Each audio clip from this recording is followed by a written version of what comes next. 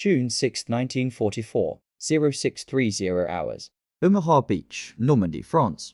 The dawn sky hung grey and heavy with smoke, the air thick with the metallic tang of cordite and salt spray from the English Channel. Waves crashed against blood-stained sand as thousands of young American soldiers pressed forward through a killing field that stretched 200 yards from waterline to seawall. The sound was overwhelming, the chatter of German MG-42 machine guns firing 1,200 rounds per minute, the whistle and crash of mortar shells, the screams of wounded men, the grinding roar of landing craft engines. Behind a Czech Hedgehog, a massive steel anti-tank obstacle planted in the sand, Private James Morrison of the 1st Infantry Division pressed his face into wet sand and gravel, his uniform soaked with seawater, and the blood of the man who had fallen beside him 30 seconds after exiting their Higgins boat. Morrison was 19 years old. He had trained for 18 months in England. He had studied maps and aerial reconnaissance photographs. He had rehearsed beach assault tactics on similar coastlines.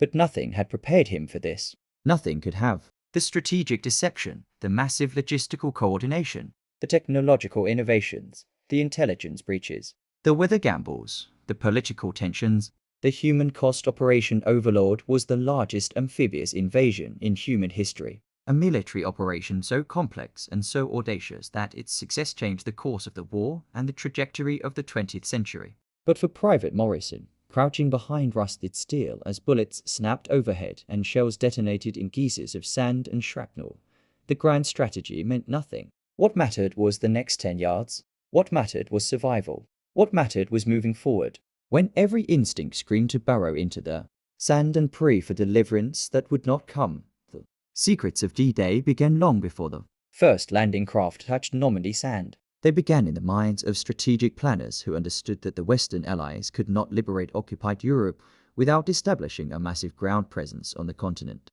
By late 1943, the strategic situation was clear. The Soviet Union had halted German advances at Stalingrad and Kursk and was pushing westward with massive armies that absorbed horrific casualties but kept advancing. Italy had surrendered, though German forces continued fighting a brutal defensive campaign up the peninsula. The Allied bombing campaign was devastating German cities and industrial capacity, but bombers alone could not force capitulation.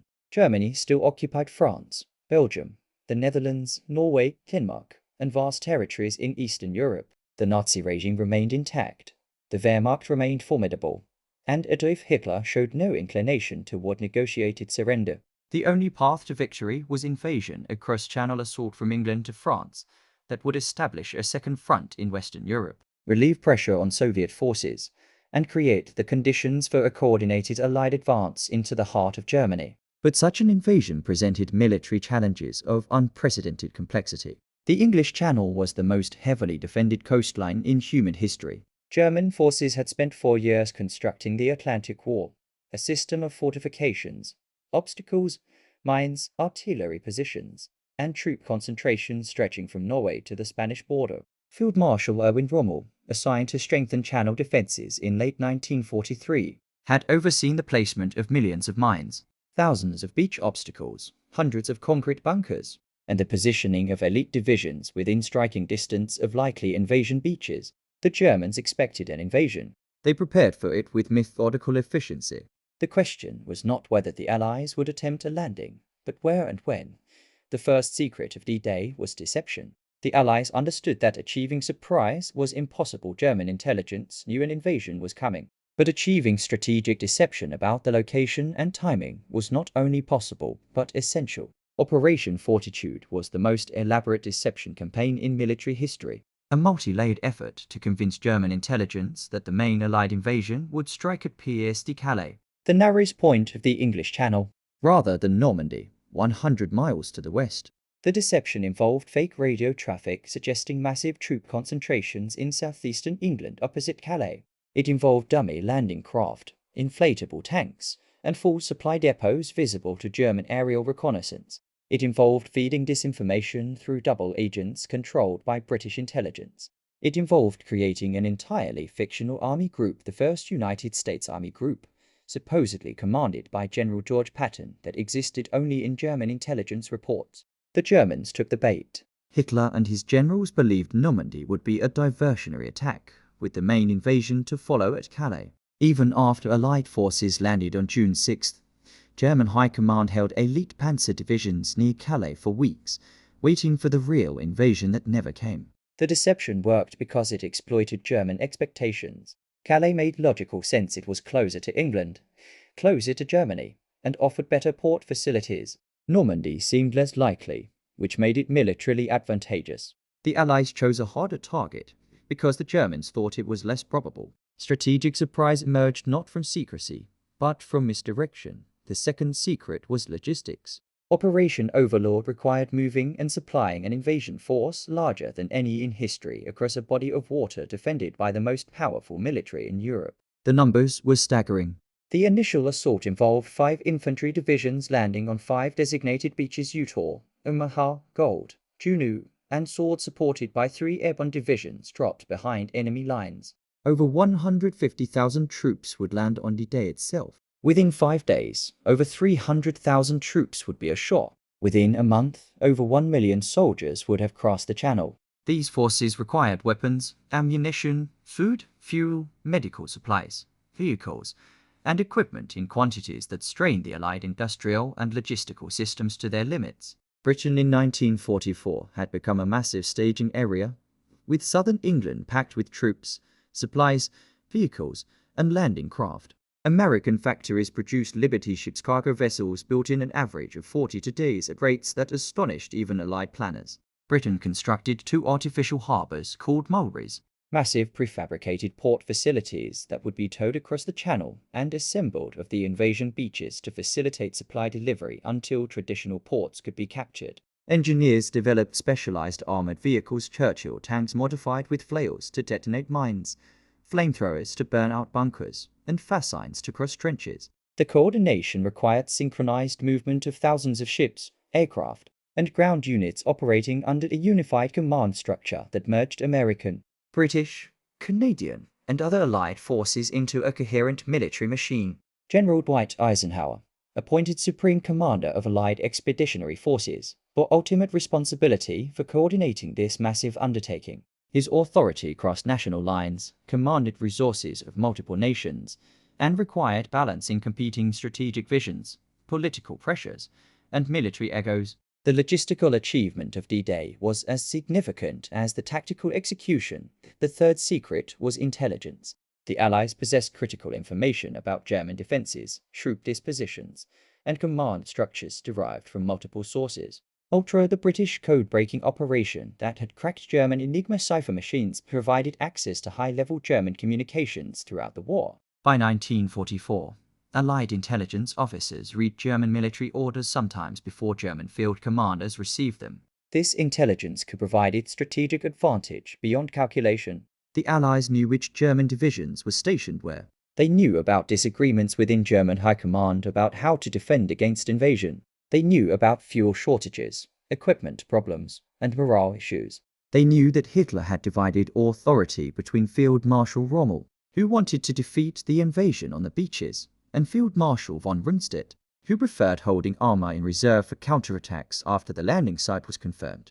They knew the Atlantic Wall looked more impressive on paper than in reality, with significant gaps in coverage and quality variations between different sectors. They knew German forces in France included many second-rate divisions composed of older soldiers, conscripts from occupied territories, and troops recuperating from Eastern Front casualties. This intelligence informed every aspect of invasion planning. The choice of Normandy, the timing of the assault, the allocation of resources. The deception operations all benefited from intelligence superiority that gave Allied planners an asymmetric advantage. The Germans fought blind. The Allies fought informed. The fourth secret was timing. The invasion required specific conditions that occurred only rarely. Planners needed low tide to expose and destroy beach obstacles. They needed moonlight for airborne drops. They needed dawn light for naval bombardment accuracy. They needed acceptable weather for aerial support and channel crossings. These conditions aligned only a few days each month. Eisenhower originally scheduled the invasion for June 5th, but weather forecasts predicted storms, high winds, and rough seas that would make amphibious operations extremely hazardous. On June 4th, meteorologists presented a narrow window of marginally acceptable weather beginning the morning of June 6th. The conditions were far from ideal. Cloud cover would limit air support. Rough seas would challenge landing craft. Wind would scatter paratroopers, but waiting meant delaying for weeks, which created security risks. Morale problems and logistical difficulties. Eisenhower made the decision. The invasion would proceed on June 6th. The weather gamble paid off, though not perfectly. Airborne units scattered across Norman countryside, with many paratroopers landing miles from their designated drop zones. But this inadvertent dispersion actually enhanced the chaos behind German lines, as scattered groups of Allied troops disrupted communications, ambushed patrols, and created confusion about the size and location of airborne forces. The rough seas made soldiers violently seasick during channel crossings, but also convinced some German commanders that invasion was impossible in such conditions, delaying their response when reports of landings began arriving. Timing was not just about finding the right conditions. It was about accepting imperfect conditions and adapting to circumstances that could not be controlled. Private Morrison knew nothing of these strategic secrets as he pressed against the sand on Omaha Beach. He knew only that men were dying in horrific numbers and that the beach exit remained impossibly far away. Omaha was the bloodiest of the 5 landing beaches, a nightmare convergence of geography, German defenses, and tactical errors that turned the landing into a near disaster. The beach was 4 miles long, backed by steep bluffs rising 150 feet above the sand. 5 narrow exits, small valleys, and roads cutting through the bluffs provided the only routes inland. German defenders had fortified these exits with concrete bunkers, machine gun nests, mortar positions, and artillery. They had seeded the beach with millions of mines. They had placed steel obstacles and wooden stakes below the tide line to destroy landing craft. And they had positioned the experienced 352nd Infantry Division in the sector, a unit that Allied intelligence had not known was there. The landing plan assumed aerial and naval bombardment would suppress German defenses before troops hit the beach. The cloud cover disrupted bombing runs, causing most bombs to fall inland rather than on coastal fortifications. Naval gunfire lifted as landing craft approached, giving German defenders time to man their weapons. Many specialized tanks designed to support the infantry assault sank in rough seas before reaching shore. The result was American infantry landing directly into intact, fully alerted German defenses firing from elevated, protected positions with overlapping fields of fire. The casualties were immediate and catastrophic. Landing craft dropped ramps, and machine gun fire cut down men before they could exit. Soldiers who made it off the boats waded through chest-deep water, weighted down with equipment, presenting slow-moving targets to German gunners. Bodies floated in the surf. Wounded men drowned in incoming tide. Equipment sank in deep water. Entire units took 50% casualties in the first minutes. Officers and non-commissioned officers identifiable by their rank insignia and leadership positions died at even higher rates as German marksmen targeted anyone who appeared to be giving orders. Companies that should have numbered 180 men reached the seawall with 40 or 50. Some units ceased to exist as organized formations. The carefully planned assault dissolved into chaos. With soldiers from different companies, different battalions, different divisions mingled together in small groups sheltering behind beach obstacles, and the slight protection of a low seawall that offered concealment but not cover. German bullets punched through the concrete wall as if it were cardboard. Mortar shells detonated with deadly precision. Artillery fire from positions inland added to the carnage. For 2 hours, the situation on Omaha Beach remained in doubt. Commanders offshore considered abandoning the beach and diverting follow-on forces to other sectors where landings had succeeded with lighter casualties. Private Morrison, crouching in bloody sand, believed he would die there. Most of the men around him believed the same. But the invasion did not fail. Because individual soldiers made individual decisions to move forward despite overwhelming fear and rational calculation that suggested retreat or surrender as more logical options. Brigadier General Norman Cotter, Assistant Division Commander of the 29th Infantry Division, walked among paralyzed troops on the beach and spoke words that became legend. 2 kinds of people are staying on this beach, the dead and those who are going to die. Now, let's get the hell out of here. Small groups began moving. Engineers crawled forward to blow gaps in barbed wire. Bangalore torpedoes explosive charges on long poles detonated paths through minefields. Soldiers used dead ground faults in terrain invisible to German positions to inch toward the bluffs. Navy destroyers risked running aground by moving close to shore, providing direct fire support that silenced some German bunkers. More troops continued landing, adding numbers and weapons to the fight. By mid-morning, Small groups had reached the base of the bluffs and begun climbing steep paths through minefields and wire obstacles.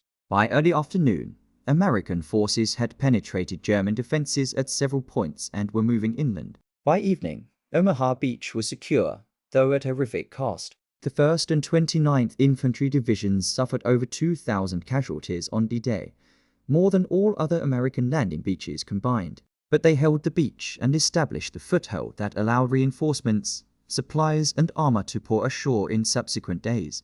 The near disaster became a costly victory because individual courage and small unit initiative overcame tactical disadvantages and German defensive advantages, the experience. On the other landing beaches varied significantly. Utah Beach, the westernmost American landing, succeeded with relatively light casualties because strong currents pushed landing craft 2,000 yards south of the intended landing zone, accidentally placing troops in a lightly defended sector. Brigadier General Theodore Roosevelt, Jr., Assistant Division Commander of the 4th Infantry Division and son of President Theodore Roosevelt, landed with the first wave despite being 56 years old and suffering from heart disease. He personally reconnoitered the beach, confirmed the landing was in the wrong location, and made the instant decision. "We'll start the war from right here." His leadership and the fortunate accident of landing in a weakly defended area meant Utah Beach casualties were fewer than 300 on D-Day. The British and Canadian beaches Gold, Juneau, and Sword experienced mixed results. Gold Beach troops advanced inland and linked with American forces from Omaha by end of day. Juneau Beach saw Canadian forces fight through heavy beach defenses and push several miles inland, though with significant casualties. Sword Beach troops landed successfully but faced counterattacks from German armor that prevented them from achieving their ambitious D-Day objective of capturing the city of Caen. The airborne operations behind the beaches created chaos that worked to Allied advantage. American paratroopers of the 82nd and 101st Airborne Divisions scattered across the Cotentin Peninsula, with many units unable to locate their assigned objectives. But the dispersion confused German defenders, who received conflicting reports of Allied troops appearing in dozens of locations. British 6th Airborne Division succeeded in capturing key bridges and destroying coastal batteries that could have devastated landing forces. The overall result of D-Day was success beyond minimum objectives, but short of maximum hopes. Allied forces established 5 separate beachheads that would be linked into a continuous front within days. Over 150,000 troops landed on D-Day with approximately 10,000 casualties, terrible losses. But far fewer than the worst-case projections that had estimated 20% casualties or higher. The German response to D-Day revealed confusion, delayed reactions, and strategic errors that amplified Allied success. When first reports of airborne landings and naval bombardment reached German commanders in the pre-dawn hours of June 6th, many dismissed them as minor raids or diversionary attacks. Rommel was in Germany visiting his wife for her birthday, convinced that weather conditions made invasion impossible. Hitler was asleep, and his staff refused to wake him with unconfirmed reports. The deception operations succeeded brilliantly. German High Command remained convinced the Normandy landings were a feint designed to draw reserves away from Calais, where the real invasion would follow. Critical decisions about committing panzer reserves required Hitler's personal authorization, and those decisions came hours late when immediate counterattacks might have driven Allied forces back into the sea. When German armor finally moved toward Normandy, Allied air superiority turned roads into killing zones, destroying tanks, trucks, and supply columns. The Luftwaffe, once the terror of European skies, was nearly absent from Normandy airspace. Allied aircraft flew over 14,000 sorties on D-Day. German aircraft flew fewer than 100. The correlation of forces' numerical strength, firepower, mobility, air support, logistics heavily favored the Allies once they established their beachhead. The secrets of D-Day included not just what the Allies did right, but what the Germans did wrong: strategic deception that paralyzed decision-making, divided command authority that delayed responses, and resource allocation that left crucial sectors undermanned and undersupplied.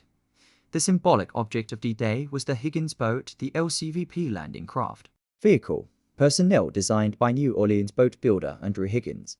These shallow draft plywood and steel vessels, 36 feet long and capable of carrying 36 troops, were the workhorses of the amphibious assault. Eisenhower later said the Higgins boat won the war for the Allies because it solved the fundamental problem of amphibious warfare: how to deliver troops from ship to shore quickly, in large numbers, and with the ability to disembark directly onto beaches rather than using small boats that required troops to jump into deep water. The Higgins boat's design flat bottom, protected propeller, bow ramp that dropped to allow troops to exit directly onto sand, made possible the scale of Operation Overlord. Without Higgins boats, the Allies could not have landed 150,000 men in a single day. The vessel represented American industrial innovation, applied to military problems with devastating efficiency. Andrew Higgins was not a military contractor or defense industry giant. He was a boat builder who designed landing craft, secured military contracts, and mass-produced over 20,000 vessels that carried Allied troops in every amphibious operation from North Africa to Normandy to the Pacific Islands. The Higgins boat was not sophisticated or glamorous. It was functional, reliable, and producible in quantities that allowed strategic-level amphibious operations. For Private Morrison, the Higgins boat was both salvation and death trap. It delivered him to Omaha Beach, but also trapped his unit in the killing zone when German machine gun fire cut down the first men through the bow ramp. He survived because the soldier in front of him died, and the soldier behind him pushed him forward into the water. The Higgins boat symbolized American abundance and industrial capacity, the ability to produce thousands of specialized craft to solve a specific military problem, to deploy them across 2 oceans simultaneously, and to coordinate their use in history's largest amphibious assault. Germany possessed technological sophistication in many areas, but could not match the scale of American industrial production. The aftermath of D-Day determined whether the invasion would achieve its strategic objectives. Establishing a beachhead was not enough. Allied forces needed to break out of Normandy, liberate France, cross into Germany, and force unconditional surrender. The breakout proved difficult. Norman countryside hedgerow country with centuries-old earthen walls separating small fields favored defenders and slowed Allied advances.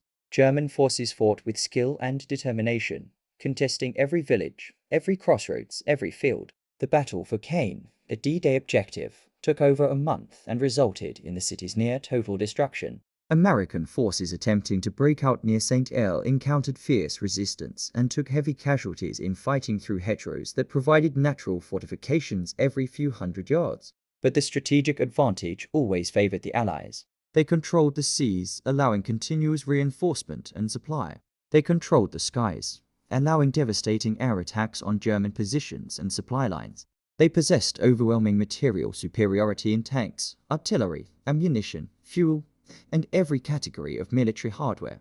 German forces in Normandy were isolated, undersupplied, and subjected to constant attrition they could not replace. When the breakout finally came in late July, Operation Cobra, American armor exploited gaps in German lines and raced across France faster than supply lines could follow. Paris was liberated in August. Allied forces reached the German border by September.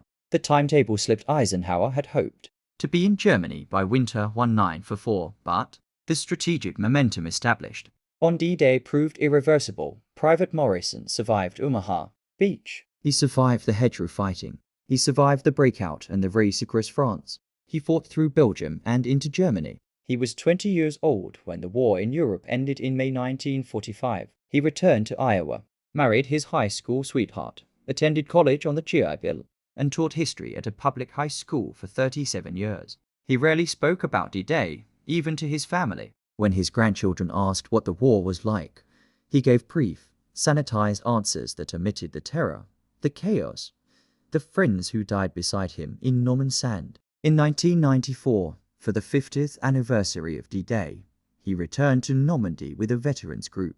He stood on Omaha Beach, now peaceful, with gentle waves lapping pristine sand, and tried to reconcile memory with reality. The beach looked smaller than he remembered. The bluffs looked less imposing. The distance from waterline to seawall seemed walkable, not the death-haunted gauntlet he had crawled through 50 years earlier. He visited the American cemetery at Corvus-sur-Mer, where 9,000 white crosses and stars of David marked graves of soldiers who died securing this coastline.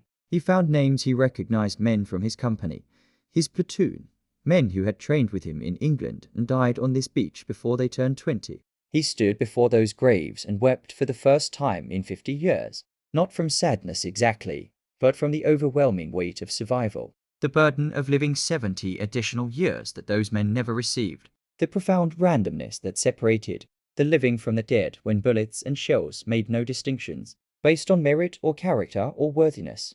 The secrets of D-Day extended beyond military tactics and strategic deception. The deepest secrets concerned what human beings could endure, could accomplish, could overcome when circumstances demanded impossible courage. The soldiers who stormed Normandy beaches were not supermen. They were ordinary young men, many barely out of high school, thrust into circumstances of extraordinary danger and expected to function despite fear that should have paralyzed them. They did what they did not because they were fearless, but because they chose forward motion over paralysis, action over surrender, hope over despair. The official histories catalogue divisions and battalions, objectives achieved and casualties suffered, strategic decisions and tactical outcomes. But the human reality of D-Day was 19-year-old boys vomiting from seasickness and terror as landing craft approached hostile shores, then picking up rifles and moving forward anyway. It was medics treating wounds under fire, engineers blowing obstacles while machine guns fired at them, officers making instant decisions with incomplete information and deadly consequences. It was small groups of strangers forming ad hoc units when their original companies ceased to exist, following whoever showed leadership regardless of rank or service branch. It was Navy destroyer captains risking their ships to provide fire support for infantry they would never meet. It was pilots flying mission after mission despite flak and exhaustion. It was logisticians moving supplies ashore despite shelling. It was cooks and clerks and truck drivers whose unglamorous work kept the invasion force functioning. The strategic secrets of D-Day have been exhaustively documented: the deception operations, the intelligence coups, the logistical miracles, the technological innovations. But the essential secret, the truth that explains why the invasion succeeded despite brutal German resistance and tactical setbacks, was collective determination among Allied soldiers, sailors and airmen, that failure was not acceptable, that retreat was not an option, that the mission justified the cost. This determination was not mindless or suicidal. Allied troops surrendered when surrender made sense, sought cover when cover was available, retreated when positions were untenable. But they also kept fighting when fighting seemed impossible, kept moving forward when forward meant death, kept trying when trying appeared futile. The German defenders on D-Day fought with skill and courage. But they fought for a regime that had brought total war to Europe, that had murdered millions in death camps, that had made conquest and racial supremacy its organizing principles. The Allied soldiers fought for liberation, for democracy, for the possibility of a post-war world free from totalitarian aggression. The moral asymmetry mattered. It did not make the bullets less deadly or the fear less paralyzing, but it provided a framework of meaning that sustained soldiers through experiences that shattered men's minds and bodies. The Higgins boat ramp dropped. The soldier in front stepped forward and fell. The soldier behind pushed forward. Private Morrison stumbled through waist-deep water toward a beach swept by machine gun fire, and he survived not because of individual heroism, but because thousands of soldiers made similar choices. Because Allied industrial capacity produced overwhelming material superiority. Because intelligence operations and strategic deception forced Germany to fight blind. Because small tactical decisions accumulated into strategic victory. D-Day was not won by a single brilliant maneuver or technological breakthrough. It was won by aggregated advantages: logistical, industrial, intelligence, numerical, and by the willingness of individual soldiers to move forward despite every rational instinct screaming otherwise. The secrets of D-Day were hiding in plain sight. Free societies mobilized for total war proved more resilient, more innovative, more materially abundant, and more strategically coherent than totalitarian regimes that appeared powerful, but proved brittle when subjected to sustained pressure. The dictatorships promised strength through unity and discipline. The democracies delivered strength through industrial capacity, technological innovation, and the moral legitimacy that comes from fighting for liberation rather than conquest. 70 years later, the Higgins boats are museum pieces. The pillboxes still dot Norman coastline, empty concrete shells weathered by decades of sea wind. Omaha Beach is a tourist destination where families picnic on sand once stained with blood. The American cemetery remains, immaculately maintained, a field of white crosses overlooking the beach where so many died. The tactical details of D-Day have been analyzed in countless books and documentaries. The strategic significance is universally acknowledged. Operation Overlord was the turning point that made Allied victory in Europe inevitable.